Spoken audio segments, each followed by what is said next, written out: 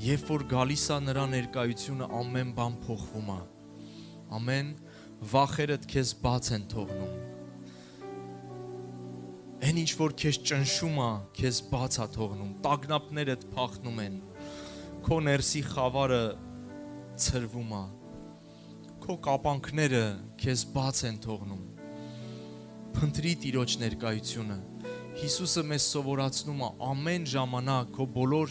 քո բոլոր խնդիրների, ճգնաժամերի, դժվարությունների մեջ գնալ նրա ներկայության մեջ։